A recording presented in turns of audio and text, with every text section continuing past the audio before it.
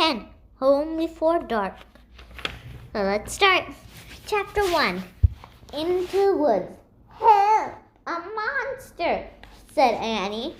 Yeah, sure, said Jack. A real monster in Frog Creek, Pennsylvania.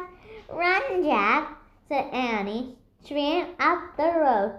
Oh, brother, thought Jack. This is what he got for spending time with his 7-year-old sister. Annie loved to pretend stuff, but Jack was 8 and a half. He liked real things. Watch out, Jack, the monster's coming, said Annie. Jack didn't say anything. Come on, Jack, I'll race you, said Annie. No thanks, said Jack. Annie raced alone into the woods. Jack looked at the sky. The sun was about to set. Come on, Annie, it's time to go home, yelled Jack. But Annie didn't answer. Jack waited. Annie, he called again. Jack, Jack. Annie shouted, come here, quick. Jack groaned. This better be good, he said. Jack left the road and headed into the woods. The trees were lit with a golden late afternoon light. Over here, called Annie. Annie was standing under a tall oak tree. Look, she said. She pointed to a rope ladder. It was hanging down from a high tree. Wow, Jack whispered. At the top of the tree was a tree house, tucked between 2 branches. That must be the highest tree house in the world, said Annie. Who built it? Asked Jack. I've never seen it before. I don't know, but I'm going up, said Annie. No, we don't know who it belongs to, said Jack. Just for teeny tiny bit, said Annie. She started up the ladder. Annie, come back, said Jack. But Annie kept climbing. She climbed all the way up the tallest branches. Jack sighed. Annie, it's almost dark. We have to go home. Annie disappeared inside the treehouse. Annie, called Jack. Jack waited a moment. He was about to call again when Annie poked her head out of the treehouse window. Books! Annie shouted. What? Jack said.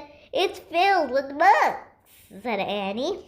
Oh, man, Jack thought. He loved books. Jack pushed his glasses into place. He gripped the sides of the rope ladder and started up. Chapter 2. The Monster. Jack crawled into the treehouse. Wow, he said. The treehouse was filled with books.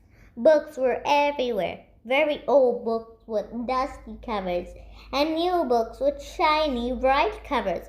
Look, said Annie. You can see far away. She was peering out the treehouse window. Jack looked out too with her. Below the tops were the other trees.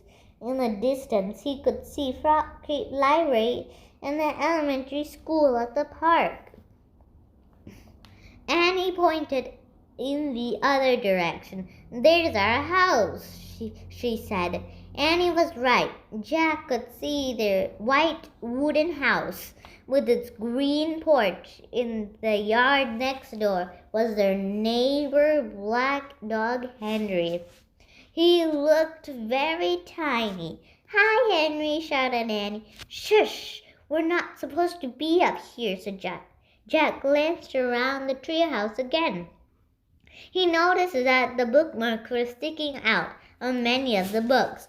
I wonder who owns all these books, he said. I like this one, said Annie. She picked up a book with a castle on the cover. Here's a book about Pennsylvania, said Jack. He turned to the page with the bookmark. Hey, here's a picture of Frog Creek, he said. Jack, it's a picture of these woods. Oh, here's a book for you, said Annie. She held up a book about dinosaurs. A blue silk bookmark was sticking out of it. Let me see, said Jack. He set his backpack down the floor and grabbed the book from Annie. Okay, you look at that one, and I'll look at the one about castles, said Annie. No, we'd better not, said Jack. We don't know who these books belong to. But even as he said this, Jack was opening the dinosaur book to the place where the bookmark was. He couldn't help himself. Jack turned to a picture of an ancient flying reptile. He recognized it as a pterodactyl. He touched the page. He touched the huge bat-like wings in the picture. Whoa, whispered Jack. I wish we could go to the time of the pterodons. Jack studied the picture of the odd-looking creature soaring through the sky. Ah! Screamed Annie. What? Said Jack. A monster. Annie cried. She pointed out the window, the treehouse window. Stop pretending, Annie, said Jack. No, really, said Annie. Jack looked out the window. A giant creature was gliding above the treetops. It had a long, weird crest on the back of its head, a skinny beak, and a huge bat-like wing. It was a real live pterodactyl. The creature swooped through the sky. It looked like a glider plane. It was coming straight toward the treehouse. Get down, cried Annie. Jack and Annie crouched on the floor. The wind started to blow. The treehouse started to spin. It spun faster and faster. Then everything was still, absolutely still. Chapter 3. Where is here? Jack opened his eyes. Sunlight slanted through the windows. The treehouse was still high up in a tree, but it wasn't the same tree. Where are we? Said Annie. She and Jack looked out the window. The pterodactyl was soaring through the sky. The ground was covered with ferns and tall grass. There was a winding stream, a sloping hill, and volcanoes in the distance. I don't know where we are, said Jack. The pterodactyl glided down to the base of the tree. It landed on the ground and stood very still. So what just happened to us? Said Annie. Well, said Jack, I was looking at the picture in the book. And then you said, wow, I wish we could go to the time of the pterodactyls, said Annie. Yeah, and then we saw a pterodactyl in the Frog Creek woods, said Jack. Yeah, and then the wind got loud, and the treehouse started spinning, said Annie. And we landed here, said Jack. And we landed here, said Annie. So that means, said Jack. So that means what? Said Annie. I don't know, said Jack. He shook his head. None of this can be real.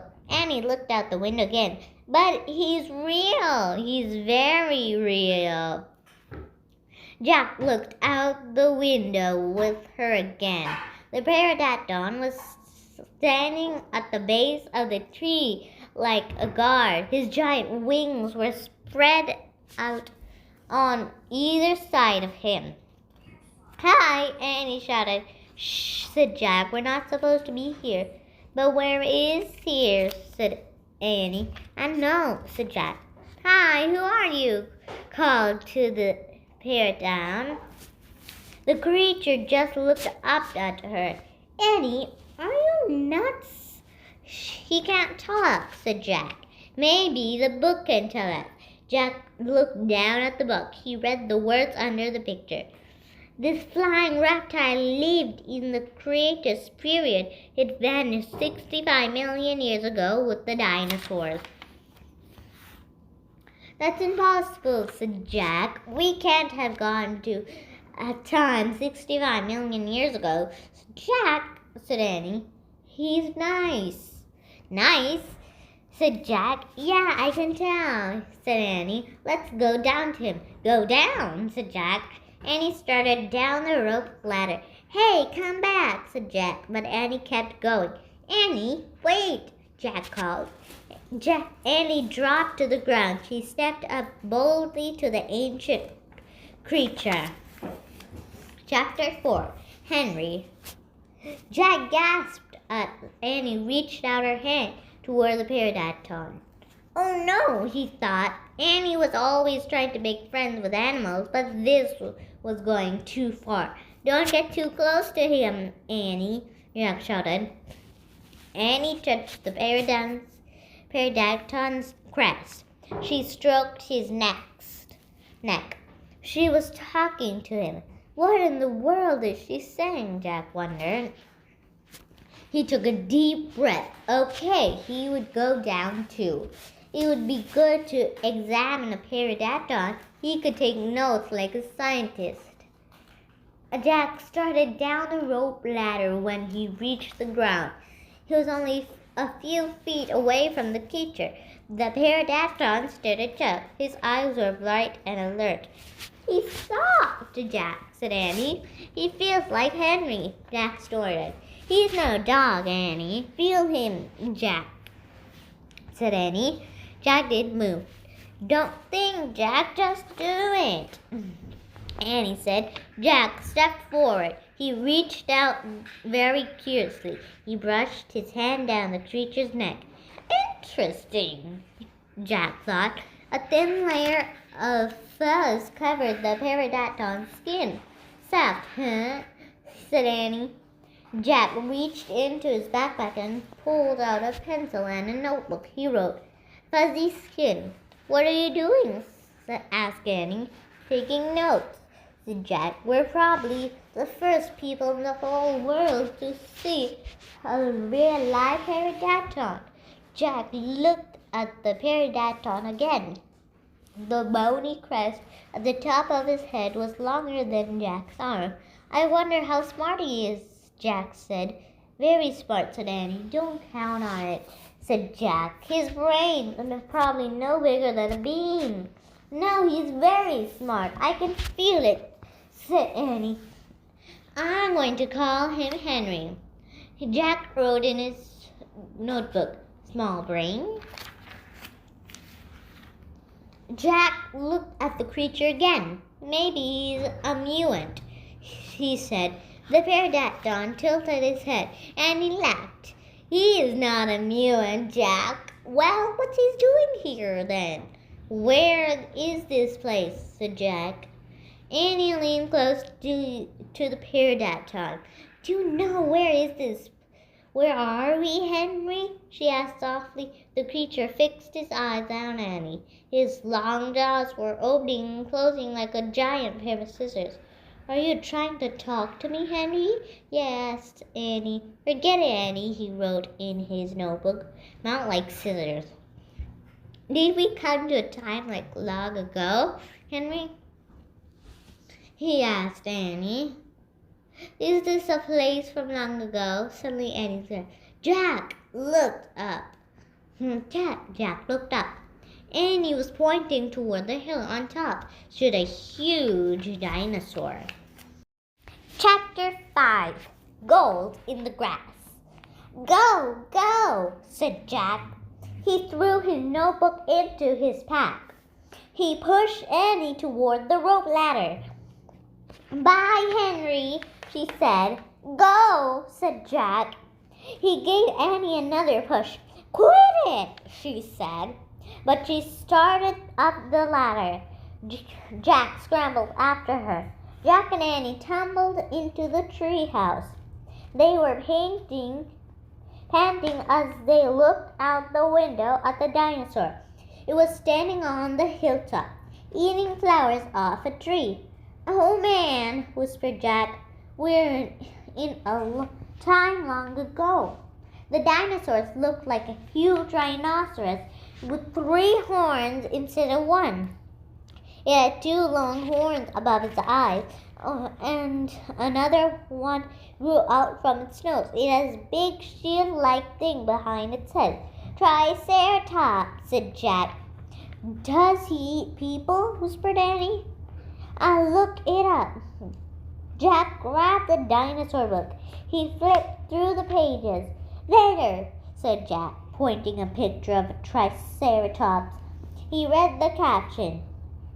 The Triceratops lived in the late Cretaceous period. This plant-eating dinosaur weighed over 12,000 pounds.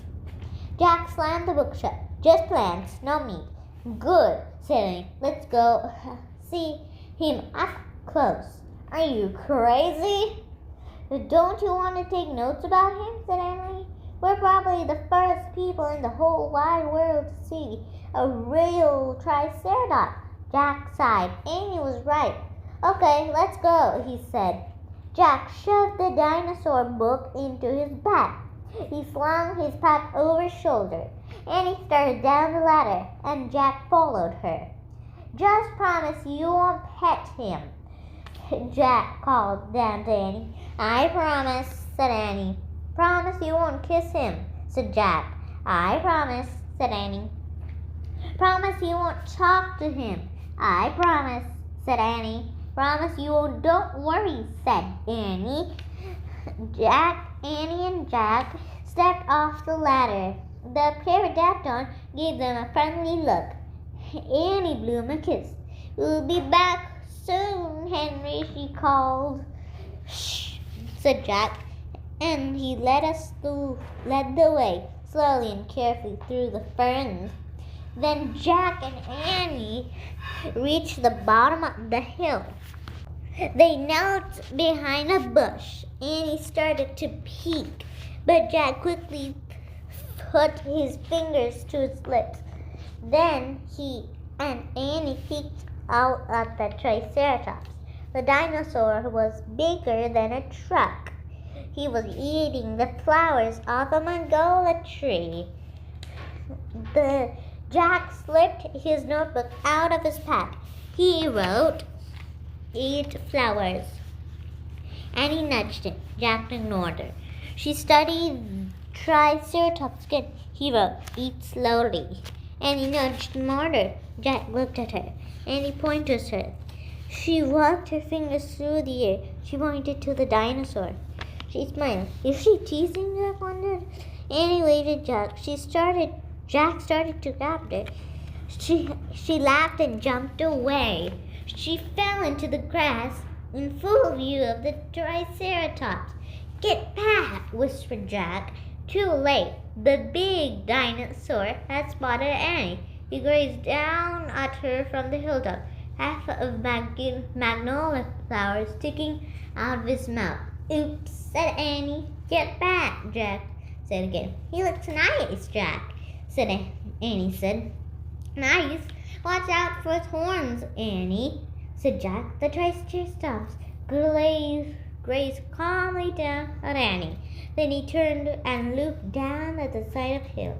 Bye, said Annie. She turned back to Jack. See? Jack grunted, but he wrote in his notebook, nice. Come on, let's look around some more, said Annie.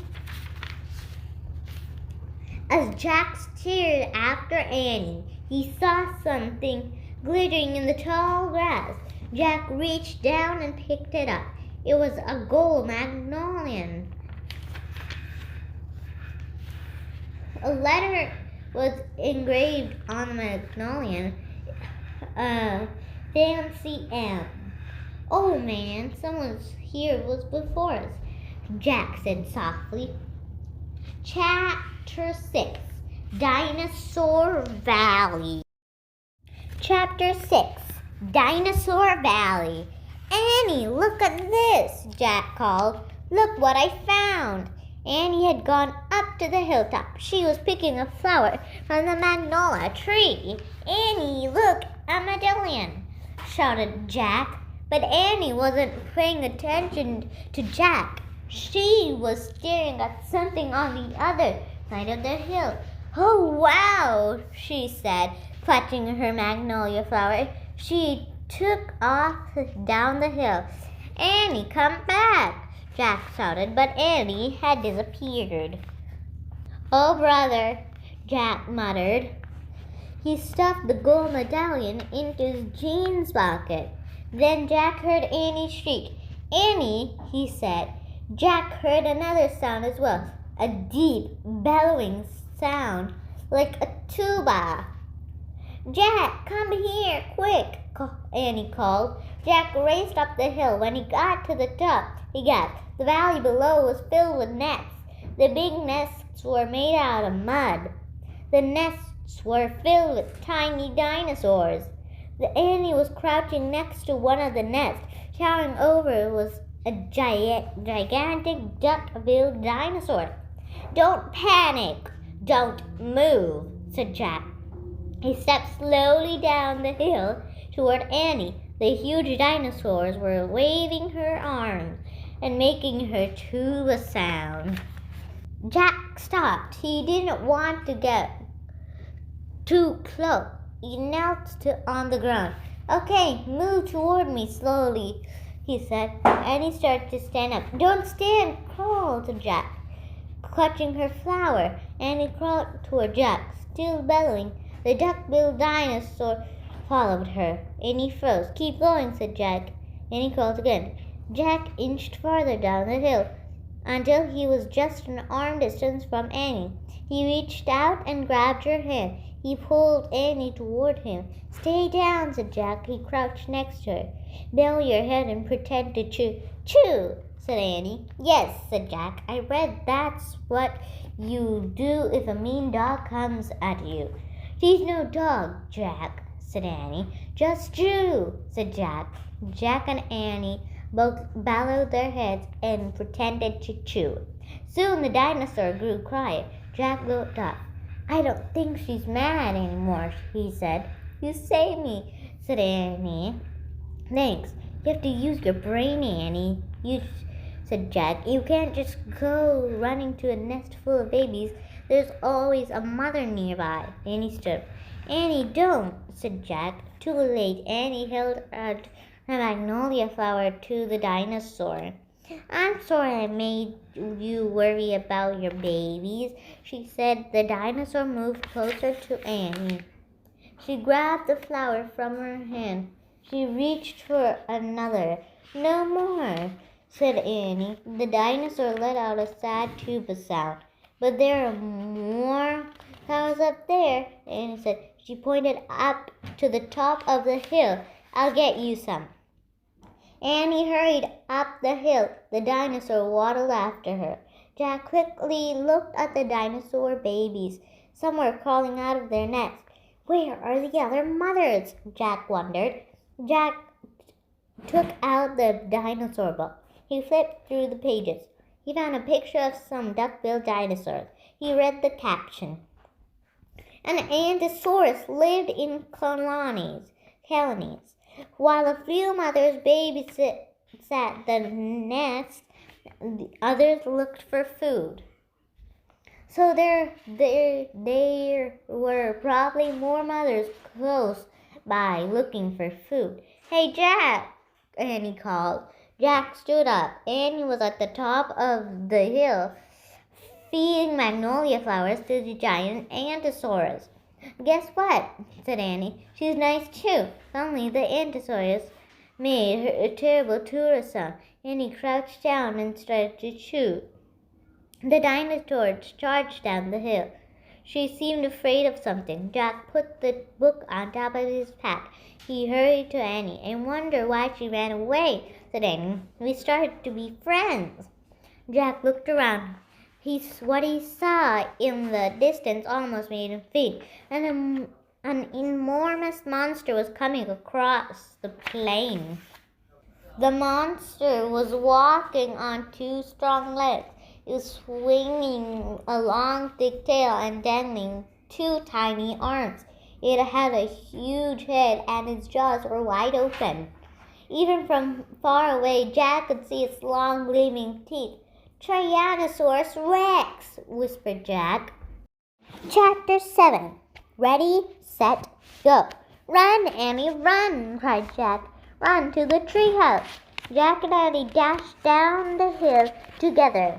They ran through the tall grass and ferns and past the pterodactyl. They scrambled up the rope ladder and tumbled into the treehouse. Annie leaped through the window. It's going away, she said, panting. Jack pushed his glasses into place. He looked out the window with Annie. But the Tyrannosaurus was wandering off. But then the monster stopped and turned around. Duck, said Jack. The two of them ducked their heads. After a long moment, they peeked out the window again. Coast clear, said Jack. Yay, whispered Annie. We have to get out of here, said Jack. You made a wish before, said Annie. I wish we could go back to Frog Creek. Nothing happened. I said, I wish, started Jack.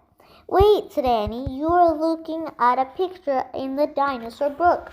Remember? Oh no, I left the book in my pack on the hill.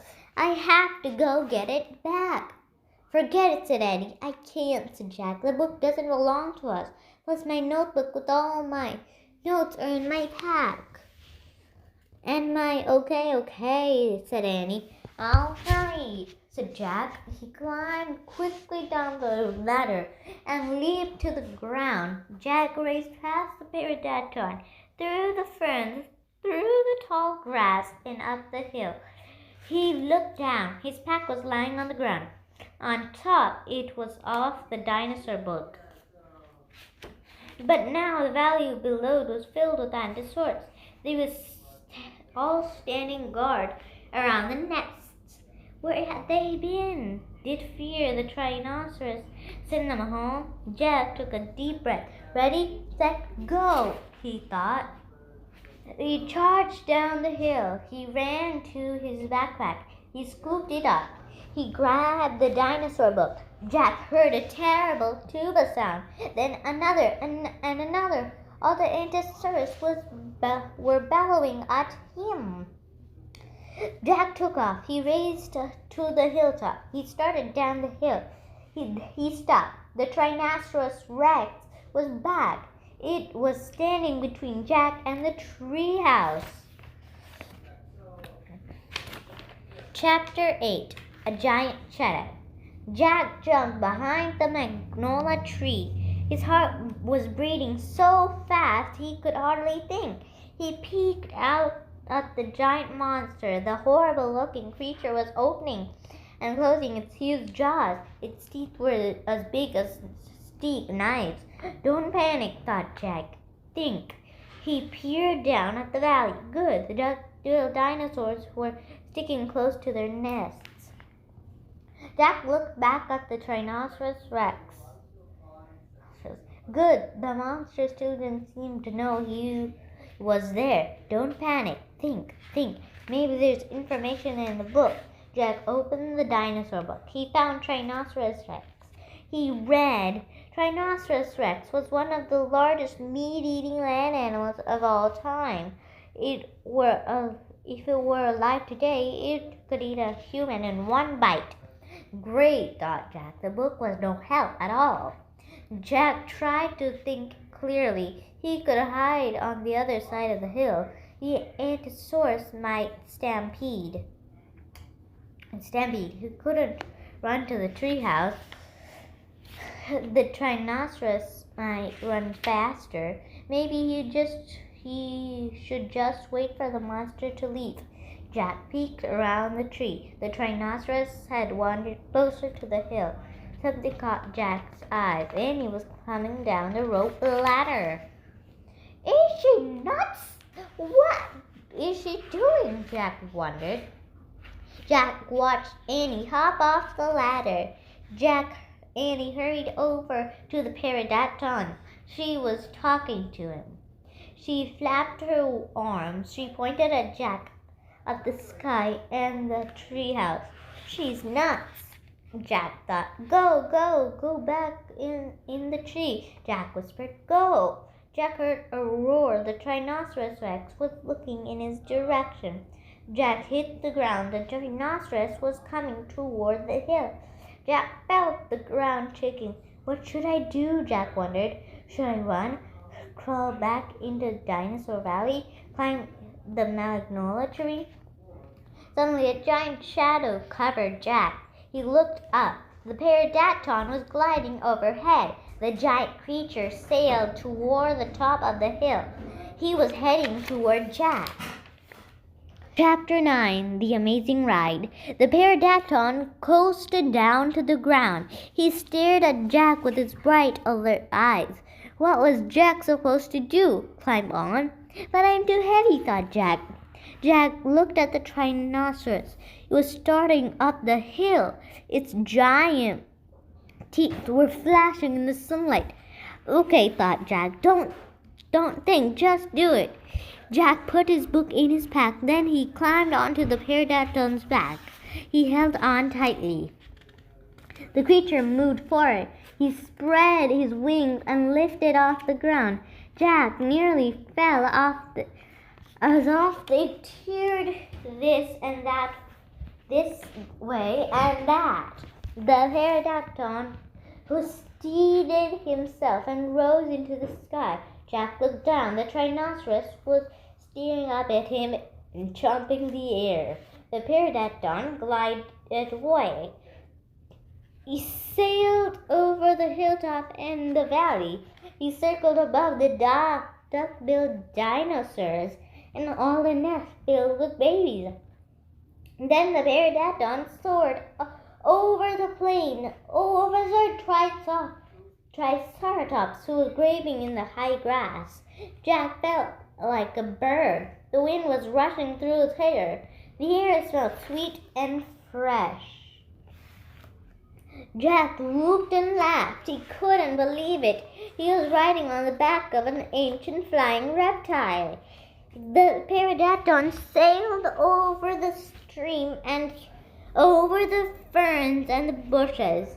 Then he carried Jack down to the base of the oak tree.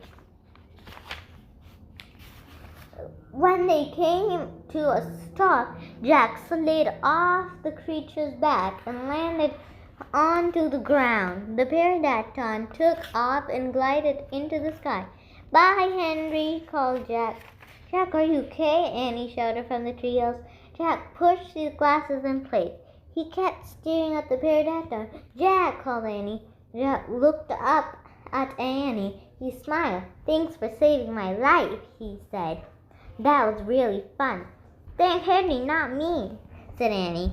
Come on, climb up. Jack tried to stand. His legs were wobbly. He felt a bit dizzy. Hurry, shouted Annie. It's coming. Jack looked around. The Tyrannosaurus was heading straight toward him. Jack bolted to the ladder. He started climbing. Hurry, hurry, screamed Annie. Jack reached the top and scrambled into the treehouse. It's coming toward the tree, Annie cried. The dinosaur slammed against the oak tree. The house shook like a leaf in the wind. Annie and Jack and Annie tumbled into the books. Make a wish to go home, cried Annie. We need the book. The Pennsylvania book, said Jack. Where is it? They both searched madly around the treehouse. Found it, said Jack. He grabbed the book and flipped through the pages. He found the photograph of the Frog Creek's wood. Jack pointed to the picture in the book. I wish we could go home, he shouted. The wind began to blow. Jack closed his eyes. He held on tightly to Annie. The trio started to spin. It spun faster and faster. Then everything was still, absolutely still. Chapter 10 Home Before Dark. Jack heard a bird singing. He opened his eyes. He was still pointing at the picture of Frog Creek Wood. He peeked at the treehouse window. Outside, he saw the exact same view as the picture in the book. We're home, whispered Annie. The woods were lit in a golden late afternoon light. The sun was about to set. No time had passed since they'd left Frog Creek. Jack, Annie, a voice called from the distance. That's Mom, said Annie. Jack saw their mother far away. She was standing in front of their house. She looked tiny. Annie, Jack, she called. Annie stuck her head out the window and shouted, Coming! Jack still felt dazed. He stared at Annie. What happened to us? He said. We took a trip in a magical treehouse, said Annie simply. But it's the same time when we left, said Jack. Annie shrugged. How did it take us so far away? Said Jack. And so long ago.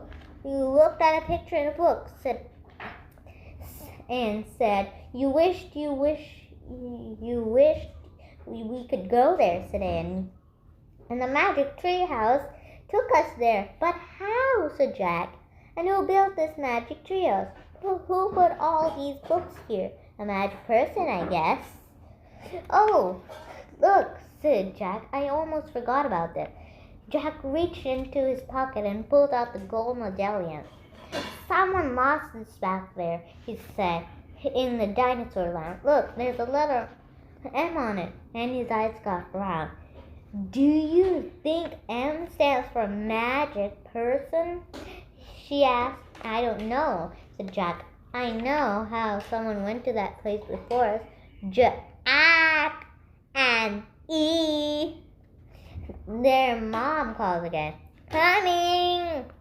And he shouted again. Jack put the gold medallion back in his pocket. He put the dinosaur book out of his pack and put it back with all the other books. Then he and Annie took one last look around the treehouse. Goodbye, house, whispered Annie. Jack slung his backpack over his shoulders. Annie started down the rope ladder. Jack followed. Seconds later, they hopped onto the ground and started walking out of the woods. No one's going to believe our story, said Jack. So let's not tell anyone, said Annie. Dad won't believe it, said Jack. He'll say it was a dream, said Annie. Mom won't believe it, said Jack. She'll say it was a pretend. My teacher won't believe it, Jack. She'll say you're nuts, said Annie. We'd better not tell anyone, said Jack. I already said that, said Annie. Jack sighed. I think I'm not starting to believe myself, he said. They left the woods and started up the road toward their house. As they walked past the houses on their street, the trip to the dinosaur time did seem more and more like a dream. Only this world and this time seemed real. Jack searched into his pocket. He clasped the gold medallion. He felt the engraving of the letter M. It made his fingers tingle. Jack laughed. Suddenly, he felt very happy. He couldn't explain what had happened today, but he knew for sure that their trip in the magic tree has been real. Absolutely real. Tomorrow, Jack said softly, we'll go back to the woods. Of course, said Annie, and we'll climb up the treehouse, said Jack. Of course, said Annie. And we'll see what happens next, said Jack. Of course, said Annie. Race you. And they took off together, running for home. The end. I hope you like this book. See you in the next video. Bye.